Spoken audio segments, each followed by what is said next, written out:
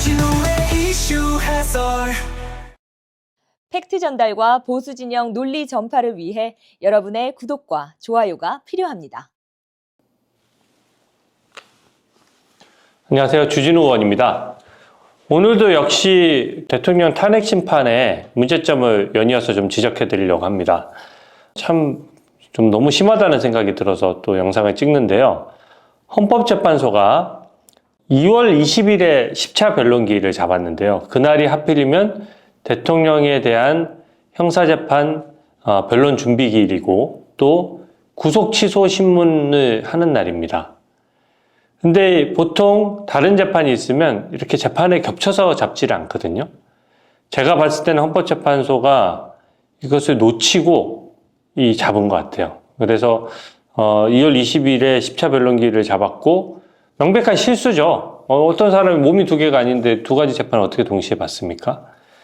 근데 이것을 저는 당연히 다른 변론기일을 잡을 줄 알았는데 이것을 불과 1시간만 늦춰서 그 변론을 잡았어요. 그러면 대통령 입장에서는 선택을 강요받는 겁니다. 구속 취소 신문에 가서도 거기서도 시간 제한을 받게 되는 것이고, 그리고 대통령 탄핵 재판에 대해서도 헌법재판소까지 정말 쉬지도 않고 바로 끝나자마자 이동을 해서 이 헌법재판도 받아라 이런 거죠.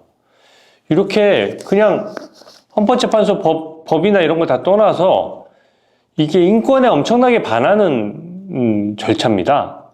이게 그냥 그 일반 국민들을 대상으로 하더라도 헌법재판소가 국민인권을 보장하는 방향으로 가야지. 이거 어떻게 이런 식으로, 아니 당사자가 구속을 취소하느냐 마느냐 하는 거 얼마나 중요한 재판입니까? 그 재판에 집중하도록 해줘야지. 그나마의 그 시간 여유도 허락하지 않아서 구속 취소 신문이 마치자마자 대통령 탄핵 재판으로 바로 오라는 거거든요. 그러면 당사자인 대통령은 재판 준비 안 합니까?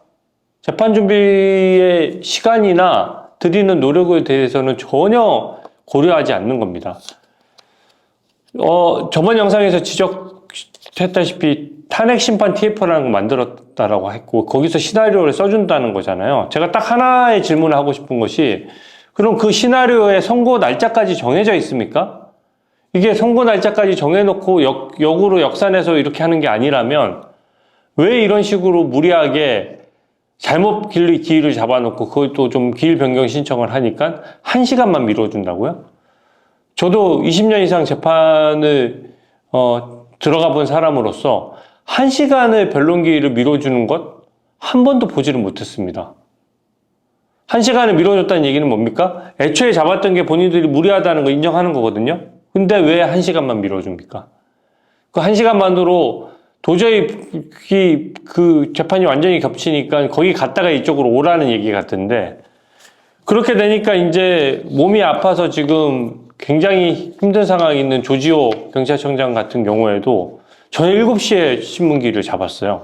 이런 인권 침해가 어디 있습니까? 지금 중병으로 치료받고 있는 중이잖아요. 그런 것도 배려 안 합니까? 이렇게 절차적인 배려가 없다는 거 보면 탄핵 심판 TF가 아무런 민주적 정당성이 없고 문현배 재판소장 대행이 어떻게 보면 지명했다라고 볼 수 있는 탄핵 심판 TF에서 시나리오 써줬다는 얘기는 언제쯤 재판 마치고 언제쯤 선고를 해야 되고 이런 것들 딱딱 정해놨다는 얘기예요. 아니 재판에서 무슨 일이 일어날지도 모르고 어떤 증인이 어떤 진술을 번복할지도 모르고 어떤 새로운 증거가 나설지도 모르는데 재판 기일을 미리 정해놓고 선고 기일까지 정해놨다는 얘기는 재판을 형식적으로 한다는 얘기입니다. 그러니까 그 대통령 측에서 주장하는 예를 들어 선거 관련돼서 검증하자고 하는 것들도 무더기 기각을 하는 거예요. 입증할 기회도 주지 않는 재판이 어디 있습니까? 부정선거론? 부정선거론에 대한 스펙트럼은 굉장히 넓어요. 그냥 단순히 선거제도의 미비점을 지적하는 분들도 많고 실제 선거제도가 매뉴얼도 좀 제대로 안 돼 있고 그 선관위원장이 비상근이고 한 달에 3일 출근한다는 거 아닙니까? 한 달에 3일 출근하는 수장이 어떻게 전체 선관위를 제대로 관리하겠습니까? 그러니까 선관위 관리 상태가 엉망이 되는 거고 제대로 이게 안 되는 점을 지적하는 것도 있는 건데 그런 부분에 대해서 재판에 받는 당사자가 입증하겠다라고 하는데 입증 기회조차 주지 않는다? 그럼 답을 정해놓고 재판하는 거죠. 그뿐만 아닙니다. 증인들에 대한 회유 의혹 나오죠. 필적 감정 문제 나왔습니다. 홍장원 차장 메모지가 자기가 직접 쓴 줄 알았는데 딴 사람이 썼다는 거 아닙니까? 버전도 4개나 된다는 거고요. 그러면 그것에 대해서 필적 감정도 해야 되는 것이고 그게 정상적인 재판 절차예요. 대통령만 특혜를 달라는 게 아닙니다. 정상적인 절차 내에서 이것을 다 진행을 해야 되는데 시나리오를 딱 짜놨으니까 정해진 각본대로 하니까 일어나는 현상 아니냐는 거죠. 저는 이 1시간만 줬다는 것에 대해서 굉장히 분노하지 않을 수 없고요. 이게 얼마나 이상한 일인지 이재명 대장동 재판이나 이런 것들을 비교해보면 바로 알 수 있습니다. 재판부가 인사이동이 있어서 재판부가 바뀌면 변론 갱신 절차라는 거 하거든요. 새로 재판부가 왔으니까 기존의 변론 내용이 맞는지를 한 번 더 스스로 점검하도록 하는 변론에 대한 갱신 절차를 밟는데 그 이재명 대표 같은 경우에는 변론 갱신 절차 밟겠다고 한번 틀었던 녹음 파일도 다시 한번 다 들어보겠다라고 해서 재판장 앞에서 또 다시 틀었습니다. 그렇게 몇 달씩 재판을 지연시켰어요. 근데 이 여야 균형이 중요한 이 사건이고 헌법재판소가 가장 제일 덕목이 헌법재판관이 정치적으로 중립해야 된다는 거거든요. 정치적 중립이 뭐 별겁니까? 여야 균형이에요. 다른 재판에서 여야가 어떻게 균형 잡히게 해왔는지를 보고 여기서도 비슷한 절차적인 보장을 해줘야 되는데 헌법재판소만 단심자라는 이유로 자기들 마음대로 해서는 저는 객관적인 설득력을 얻기 매우 힘들 것이라고 생각합니다. 따라서 이재명 재판 지연을 했던 막 2년 2개월씩 끌었던 것까지는 아니더라도 최소한은 해줘야죠. 최소한은. 아니 구속 취소 신문이 있는 날에 재판을 잡는 경우가 어디 있습니까? 그러니까 탄핵심판 TF가 제대로 지금 답정해놓고 하는 거 아니냐. 그리고 탄핵심판 TF가 짜놓은 각본대로 재판관들이 끌려가는 거 아니냐. 이런 지적이 나오는 거 아닙니까? 그냥 자업자득이라고 생각해요. 헌법재판소 재판관들이 끊임없이 이런 빌미를 주고 있는 겁니다. 그 며칠 상관으로. 며칠 뒤에 재판하면 안 됩니까? 왜 재판관 임기에 재판 절차를 맞춰야 되죠? 저는 그 점에 대해서 굉장히 승복할 수 없고요.